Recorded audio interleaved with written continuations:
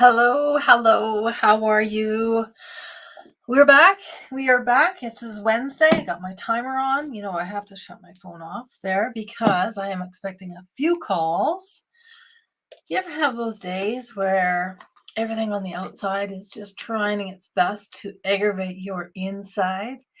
And why I say that is because when those things happen, when I was the old Julie, the before I knew all of what I know and how my mind works, I would react.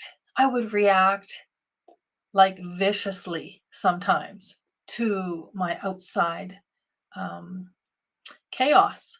We have our own versions of chaos in our mind, and we can buy into it, or we can just remain calm in ourselves and know that that's outside of us and we don't have to partake. So I'm having that kind of a day. Just wanted you to know, but I've got it together. And I'm very proud of myself for doing that. And I was, looking so forward to coming down here into my office, to my calm, to my sanctuary here, and picking up this amazing book to continue sharing with you. My Father Knew the Secret, this book by Brian Proctor, how he grew up with Bob Proctor, and what that was like for him. And the insight of this book, we can take those tidbits of information and we can apply it into our own life and drastically change our lives, especially if there's something in our life that we don't like and we are misaligned, I like to call it. Like we are not living a life in harmony. I bet you there's something in this book that's going to get you on track. So let's continue on. We are on page 154. And I had just read a part where Bob was talking to Michael Beckwith. And I left you last time on Monday with 3 steps of advice, which is really ironic that I get to read this again. Michael Beckwith said to Bob, when something we perceive as bad happens to us, we need to approach it in the following manner. So I'm going to reiterate. Number 1, it is what it is, accept it. Number 2, harvest the good. And number 3, forgive the rest. If you live by those 3 steps, I'll tell you, your life will change drastically. You will live way more fulfilled and way more calm, the way you were supposed to live. So continuing on page 154, ask yourself what your set point is. How do you move through your days? Do you tend to see only the negative, or do you look for the positive? If you have chosen to look at life from a more positive perspective, you know the lesson here and what an excellent way it is to live. However, if you are someone who sees the wrong in everything, then I encourage you to start with one day at a time and pause before you attach meaning to each thing in your day. Write a reminder in a place where you will see it throughout the day, a word that triggers your focus. Pay attention to how finding the good makes you feel, how the people around you respond, and more importantly, how your world begins to shift because of how you see it. What would your life be like if you trained your mind to focus only on your desired outcome? Isn't that a cool thought? Your mind is the master architect of your universe. I am sure you have heard the phrase, be careful what you wish for. There is truth in this. It is easy to focus on what we don't want, or worse, to spend precious time and energy focusing on the outcomes we are afraid of. Think of the times you have done that, obsessed with the idea this could happen. Did it happen? My guess is no. No, it did not. The worst we imagine rarely happens, yet we waste our precious time and energy worrying about the worst. Think about creating your future by design, where you are the architect. Tune into your desires, set your intentions, and most importantly, take control. You absolutely can shape your life. Begin today. So that is the end of that chapter 8. We're on page, then there's of course room for notes, as there always is. If you don't have this book, get it. And we're going to move on to page 158. Oh, it still is the chapter 8, sorry. It's possible the answer is right in front of you. A picture of turbulent seas, turbulent water. Many years ago, I lived in a small beach community just northwest of Vancouver, British Columbia. I lived on Howe Sound, and for me, it was magical. It was the first time I had ever lived on the West Coast. This way of living was new to me. It resonated deeply with my soul. As a child, I was attracted to television shows about nature, and I've always had a passion for fishing and deep love and connection to the water.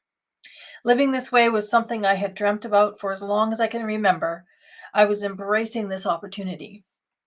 I found a beautiful home for rent for a year to get a feel for the area. The gentleman I rented the house from told me I could catch prawns right out front. He left me a trap, 300 feet of rope, a buoy, and a canoe, so I could get started with paddling out and setting the trap. I made learning everything I could about catching prawns my first goal: how to bait the trap, the depth to place the trap, and so on. Unfortunately, my initial attempts didn't go well. I consistently set the traps too deep, and pulling them up off the bottom was difficult while working to stay balanced in a canoe. Sometimes I would get 2 or 3 prawns, and other times the trap would be empty. A neighbor nearby frequently watched my efforts, and whenever he had the chance, he told me I was wasting my time. He insisted that prawns were no longer in the inlet. I persisted. A big part of why I continued was that my father trained me to follow my desire and stay focused on my goal. Knowing Dad would tell me to persist, I persisted. After a week or so, I landed on a few areas that started to produce. Sometimes I would pull the trap and find 20 or 30 prawns. To me, that was a win. After that, I started marking my locations and created a strategy. In no time at all, each day I was pulling up traps filled with prawns. This abundance allowed me to share with others and to also trade with salmon fishermen for their fresh fish. This lifestyle was very satisfying, and knowing I figured it out when others around me told me it wasn't possible made me proud of myself. A special memory I have from this time is the company of seals that seemed to show up from nowhere and stuck close when I paddled out in the quiet early mornings to check the traps. These curious marine mammals frequently came in close to check what I was doing. There was always one seal in the group that was easy to identify from its unique markings of light skin and a specific pattern of spots on its face. It also had deep, dark, curious eyes. The seal enjoyed making eye contact. I could easily spot this one in the crowd. I named it Pup. This little seal would follow me and watch me closely as I pulled up the traps and dropped them back down. It really made for an enjoyable time when I was out on the water. I spoke softly to Pup, and I felt a friendly bond between us. It was a confusing time in my life, and this connection brought me peace. On one particular miserable winter day after a storm, I went out when there was a break in the weather to check on the traps. The storms had kept me off the water for several days. The water was so very choppy, it being in a canoe was tricky. I had to really focus on not tipping over. When I got to the first trap and started to pull it up, the wind picked up. It pushed the canoe adrift while I was still pulling. After I got the trap into the canoe and emptied it out, I put in fresh bait and then paddled back to where I thought my spot was to drop it. I had to work fast because the wind was gaining strength, the waves were getting bigger, and a bit of fog was rolling in. The conditions made it hard to judge the distance to shore. I sent the trap over the side and fed the rope out. When the rope reached its length, it would usually stop, but this time it kept feeding out. It was moving so quickly that it was impossible for me to grab and control it without tipping over. The entire 300 feet of rope went out and pulled the buoy, dragging it under the surface. Under the circumstances, there was nothing I could do. For safety, I had to get myself back to shore. The storm lasted several days, so all I could do was sit at my window and watch. I thought for sure I had lost that trap. After about a week, the skies cleared, so I rigged up a long pole with a hook on the end of it, figuring that I could paddle out and hopefully see the buoy submerged in the sunlight and reach down to hook it and bring everything back up. I paddled around for an hour without any sign of the buoy. I really felt turned around. I looked for where I thought I had dropped it, and there was no sign of it. Pup was swimming alongside me the entire time and was the only seal to join me that day. I searched for over 2 hours and I finally gave up. Pup left my side and I swam out to deeper water as I began paddling back to shore. I could hear the seal barking out on the water when I was almost to shore. That was not usual. That was not unusual. But what was unusual was its behavior. The seal was swimming in fast circles. As I began pulling the canoe up on the land, Pup began barking more rapidly and splashing while it swam in circles. I thought to myself, there is no way. However, I listened to my intuition and that seal, and I thought, I need to be open to possible answers right now, right in front of me. Jumping back into the canoe, I paddled my way out to where Pup was swimming in circles. It was much farther out than I would ever go to drop the traps. However, the storm had played tricks on my sense of orientation. As I came closer to the seal, the water was clear and I could see the buoy. Pup was circling it with an exaggerated motion. The buoy was sitting about 6 feet below the surface. I got hold of the traps with the pole I had rigged up and got everything back into the canoe. I thanked Pup both outwardly and inwardly. It was a moment with nature that I will never forget. That neighbor from a few doors down was out on his dock and witnessed it. He told me he had never seen anything like that in his life. From that day on, the locals called me the Seal Whisperer, and I kind of like that. I often reflect on this experience and lesson with gratitude. I am grateful I persisted and that I allowed the possibility of something unexpected. During my year in British Columbia, my dad was doing back-to-back programs in BC, and Gina came to see where I was living. I remember them both sitting on the deck in the sunshine. I made a nice dinner for the three of us. I was so happy to have them there. Although I know this way of living is not something my father would have ever chose for himself, I appreciated how he supported me. He asked me questions that told me he was not only curious, but really had no idea why anyone would want to live so far out of the city. Dad used to say that he could live in a hotel. He loved hotels, the service, the amenities, and the convenience.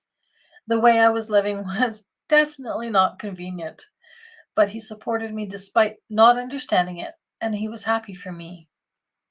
Consider, what does it mean to stay open to possibilities?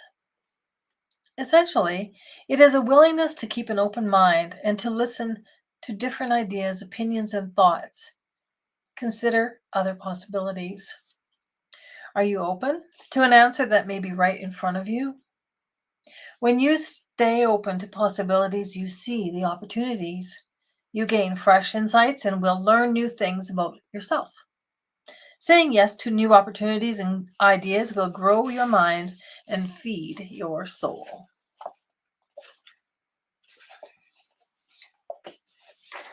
Continuing. Chapter 8, Mindset. This is a picture I'm going to show you of Dad receiving the Legacy Award from Cynthia Kersey in 2016 at the Unstoppable Foundation Gala in Los Angeles.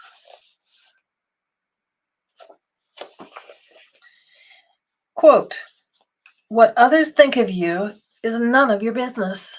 End quote. Bob Proctor. Freedom comes from when we stop being what other people think we should be and start acting like the person we want to be. I need to read that again. I personally need to read that again. Freedom comes when we stop being what other people think we should be and start acting like the person we want to be. Sorry, had my own moment there. Have you ever heard the saying that if you tell yourself a lie often enough, you will start believing it? The basic premise is that your subconscious mind will accept whatever you impress upon it. Unlike your conscious mind, which can reject thoughts and ideas, your subconscious mind, which is your emotional mind, only accepts the images you feed it with emotion and repetition. As far back as I can remember, Dad would say, Brian, act as if you are already the person you want to become. He said it because he knew that if I learned to create from within, that the subconscious mind would not know the difference between fact and fiction. And if I acted like the person I wanted to become, I would eventually become that person.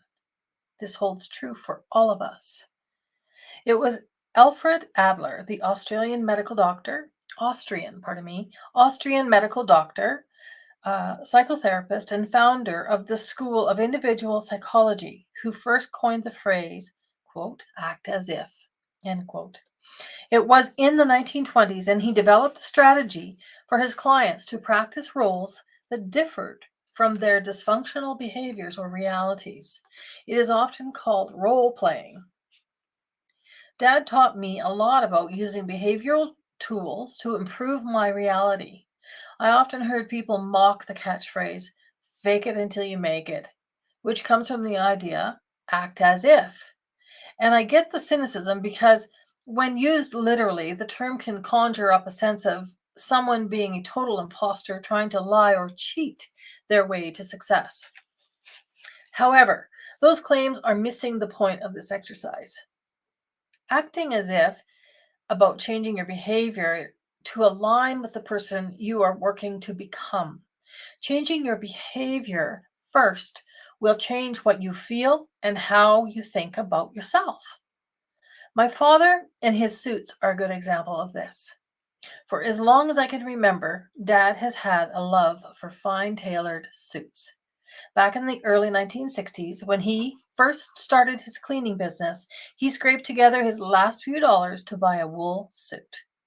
This was the one and only suit he had for his first few years in business. It was not of high quality, so you can imagine how scratchy it would have felt on his skin. He loved the look of it, but got tired of how it felt.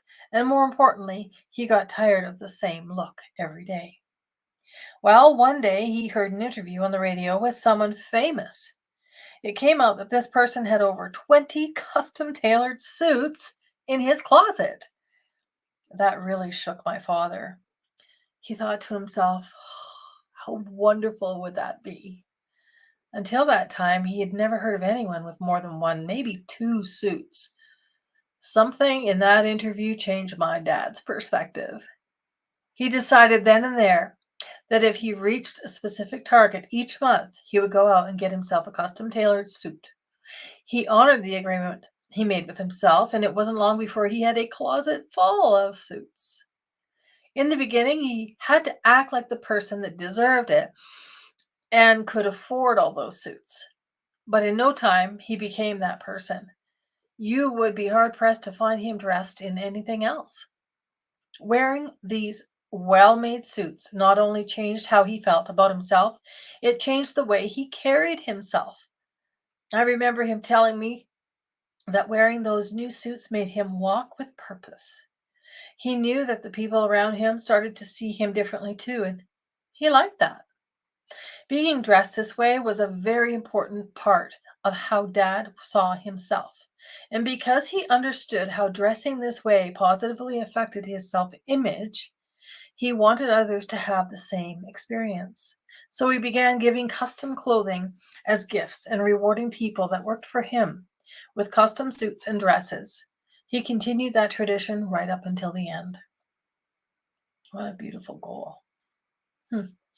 As a result, we were a very well-dressed company and family. I grew up understanding that you cannot cherry pick which of the universal laws you will live by. They all apply, and you either live your life consciously following all of them or you don't. And if you don't, you will never experience growth in a way that serves your entire being. You may appear to be winning because one area of your life is giving off that appearance, but the truth of it is, you're not living in alignment with all universal laws. You are not winning. Acting as if doesn't mean being phony or inauthentic. It's about changing behavior first. It is a step toward changing the way you see yourself. The goal is to the goal is to change how you feel inside. And you know you're on track when you feel that change. Feeling is the language of the subconscious. In 1988, I started a new career as a real estate salesperson. Dad had two suggestions, and I applied immediately. Number one, act as if I am the most successful real estate salesperson ever. If I do, people will believe it. And more importantly, in time, so will I. Number two, only surround yourself with successful salespeople. Boy, isn't that the truth? How many potentially successful salespeople find themselves hanging around the water cooler, bitching and complaining about whatever? Mm. Only surround yourself with successful salespeople. They're not hanging around the water cooler, they are out doing the job. Carrying on. That was some of the best advice I had ever internalized. I made sure I started in an office with successful people and stuck closely to them, learning from them. I acted like I was selling a house every day, and I had been doing it forever. My first clients would have never known they were my first clients ever real estate were my first ever real estate sale. The key was that I gave them service far superior to anything they'd ever experienced before. So in their eyes, I was a successful agent I acted like, and it didn't take long for my self-image to catch up. When I had close friends and family try and knock me down, I would just let their comments go without giving them energy. As Dad would say, they don't know any better. Just forgive them and keep going. So I stayed in character, and soon I was exactly who I was acting as. In my first year, I made it onto the top 100 list for major real estate company nationwide. For me, this was not an experiment. It was a way of life that I had been brought up with, and it has always worked out for me. When you define the higher version of yourself you are reaching for and begin to live this exercise, you will stand taller, smile more broadly, more confidently, and in every aspect act as if you own it. Jim Rohn coined the phrase, you are an average of the 5 people you spend the most time with. This is true. Who are you surrounding yourself with? Dad loved putting that quote up on the screen during a seminar saying, if you surround yourself with people who are making it happen, people who are going in the direction you want, just surrounding yourself with them is a step toward your path of improvement.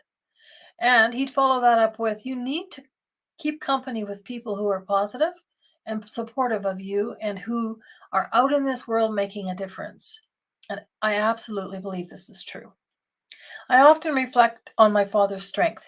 It wasn't until the end of his life that he admitted his early fears of failing. In the beginning, putting up seminars took a lot of work and was not always profitable, leaving behind a successful cleaning business that he had built into an empire, serving several cities and countries to pursue his dream of teaching this material really opened him up to criticism and self-doubt. He told me that in those moments he turned his focus and energy to teaching the information that had enabled him to build that empire in the first place. Teaching from the stage was all he wanted to do. So when he would show up to speak, the audience was small. He taught as if every seat was occupied.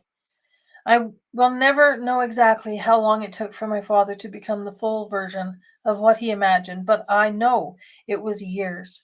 And because Dad was always working to improve himself, he liked changing, sorry, working to improve himself, he likely changed that image many times, always adding to his definition of what he wanted next for himself, the person he wanted to become. He never stopped reaching for new heights, even at the age of 87. In the days that preceded his death, he was studying and working on himself. Whenever I feel doubt creep into my thoughts, I take a quiet moment and think to myself, what would my father do? And then commit to having the kind of persistence and discipline he showed me my entire life. Consider, decide that you will be the one to define who you are, not others. What we give our attention to in life grows. So be careful and purposeful about what you are focusing on. And always remember that negativity keeps company just as much as positivity does. You get to choose the company you want to keep. Maintaining the vision. Keep in mind that, too, act as if when you are not there yet is not always easy to do because we all have friends and family who have their stories about who we are.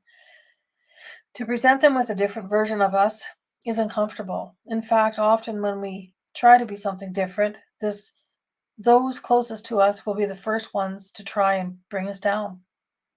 They do this because they feel threatened. They may or may not even realize what they're doing.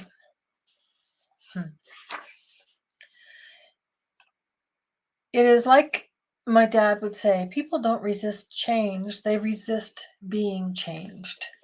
And pardon me, it's just telling me to wrap it up. So I got one more minute, which is perfect. So we'll just wrap this up. It is like my dad would say, people don't resist change, they resist being changed. And when you present yourself differently to those close to you, you are making them uncomfortable. You are shifting their world and creating change. This is the real test. When you enter this phase of judgment from those you love and are close to, how bad do you want this? When we feel judged because when we feel judged becomes the moment in time when we need to hold tight to our vision and act with confidence and determination to be that better version of ourselves regardless.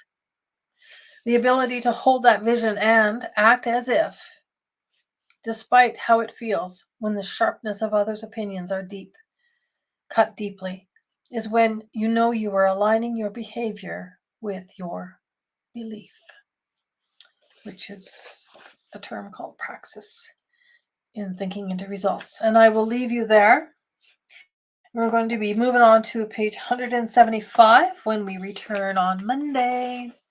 I want you all to have an absolutely glorious rest of the week and weekend.